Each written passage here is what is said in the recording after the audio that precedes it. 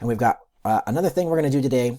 We're going to look at the electric field lines. So it says consider a positive charge. We did this already. A positive charge, a little test charge, would always get pushed away from another positive. So if we're finding the electric field from this guy, it's outward. And for a negative charge, a little positive charge would always get pushed towards it, so all the field lines go in. And we looked at pictures like this with more lines drawn or less, or lots of lines drawn, but they go away from a plus and into a minus. Where the field is strong, the lines are close together. Where the field is weak, farther away, the field lines are farther apart.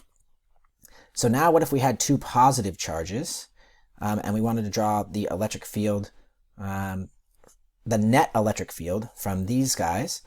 It gets a bit harder here, so let's try to draw some. Let's pick this one. Okay, the electric field from this charge would be pointing away, and it would be big because we're very close to this charge. The electric field from this one would be small. These are equal charges, by the way.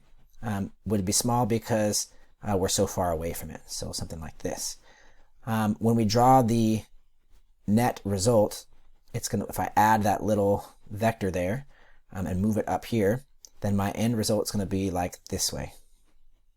Okay, so if you see that, it changes the electric field from this guy a little bit, but since we're so close to this one, the other ones are pretty negligible. Okay, so we're going to have an electric field pretty much directly away. It's a little bit up. The same thing's going to happen over here, or a similar thing, is that the electric field from this one is going to be so weak that the electric field from this one is going to win out.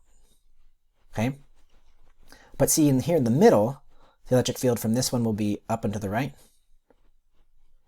And the electric field from this one will be up and to the left. And we take those and we add them together. If I say take this one and move it over here, the end result will be straight up.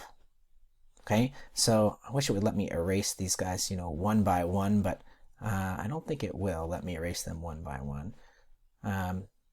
So if we look at the result of this, is that the field lines are all going to be coming away because they're both positive charges. So, but what about here in the middle?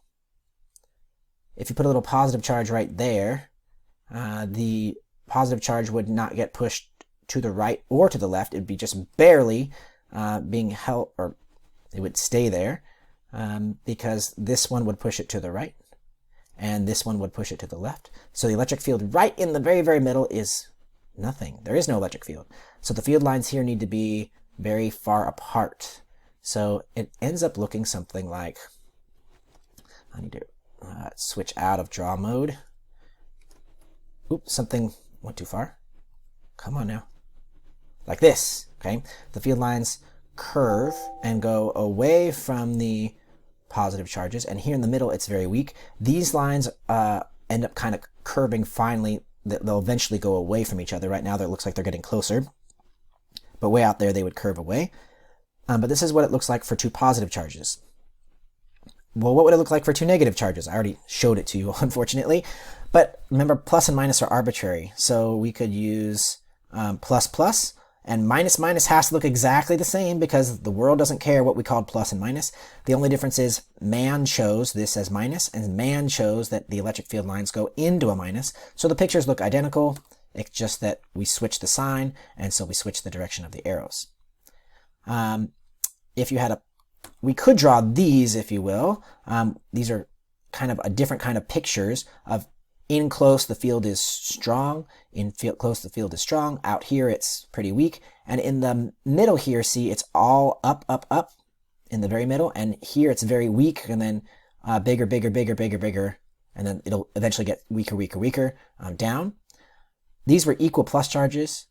A big plus would overcome this little minus, and the lines would be, but you see if these lines go this way, but then they kind of curl this way. And this is a plus and a minus, and the lines go like this. They go out of a plus, but then right here in the middle, if you were to put a little positive charge there, it would get pushed this way by the plus, but attracted into the minus, and it turns out it would get pushed straight to the right. So the electric field lines of a plus and minus look like this. They come out of a plus and into a minus. if these are equal charges, there's an equal number of lines. And I would suggest never drawing the lines right here in the middle. Don't draw an odd number of lines. It makes life really, really tough.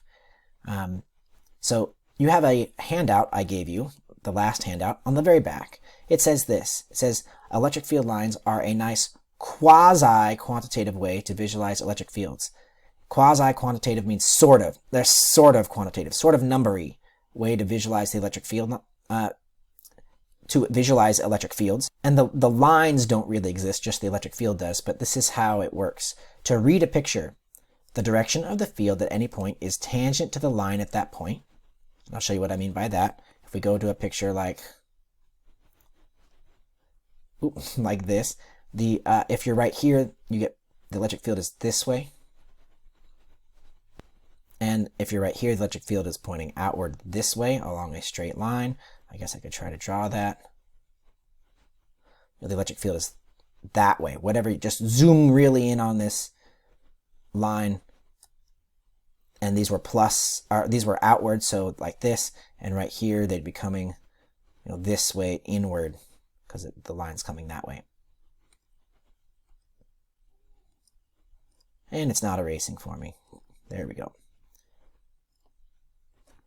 So to read one, the strength of the field in general is proportional to the number of lines in that area. So where the lines are close together, the field is strong. Where the lines are far apart, the field is weak. The arrowheads indicate the direction of the field, which is also the direction of the force on a positive charge at that location. So again, if we were to go over here, a positive charge gets pushed away from this plus. If it's in the middle, it gets pushed away from the plus and towards the minus.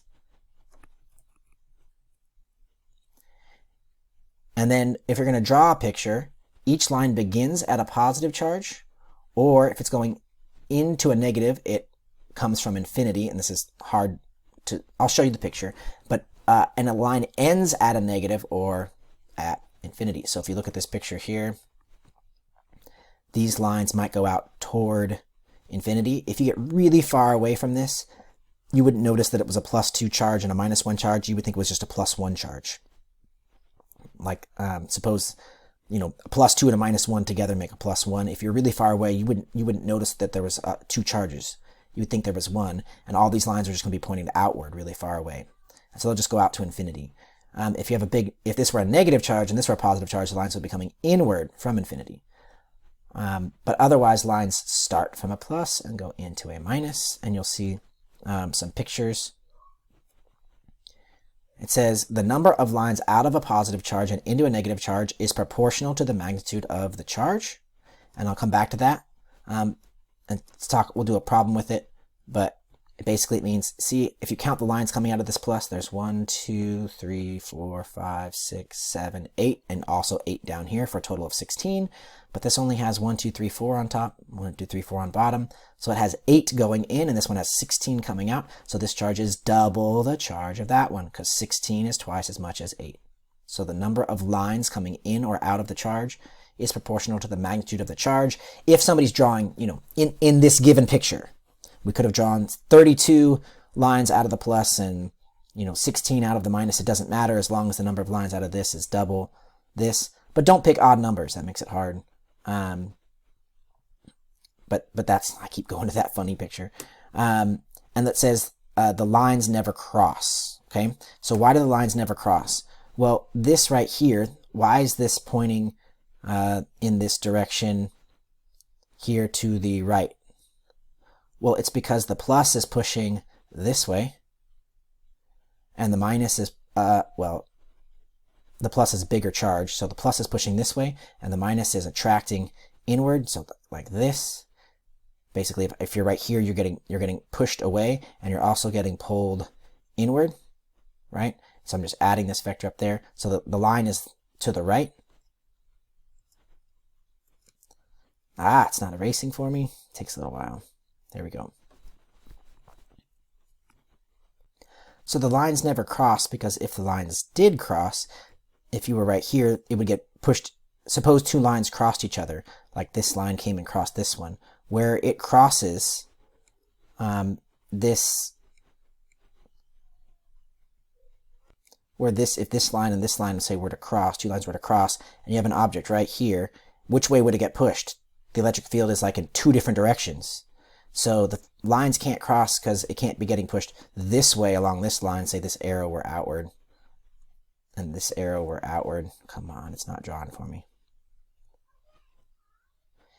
That would mean that if you put a little positive charge there, it would get pushed both this way and this way as a net force, and it would start moving in two directions. That's impossible. It can't get pushed. It can get pushed two different directions, but the net force cannot be two different directions at the same time. So let's try one more thing here. Suppose we've got two charges.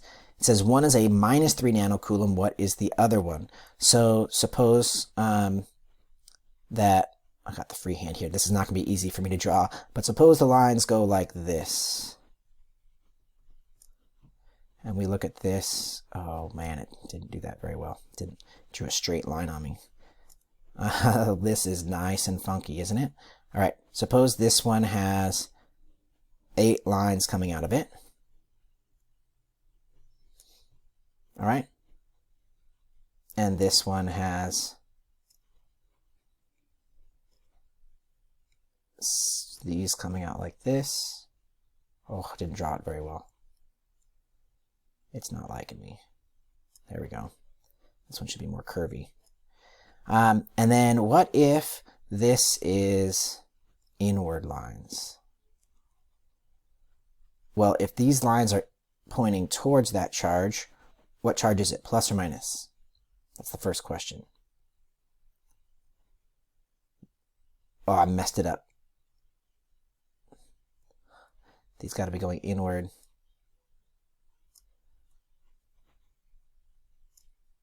It's really lagging on me. So this must be a minus.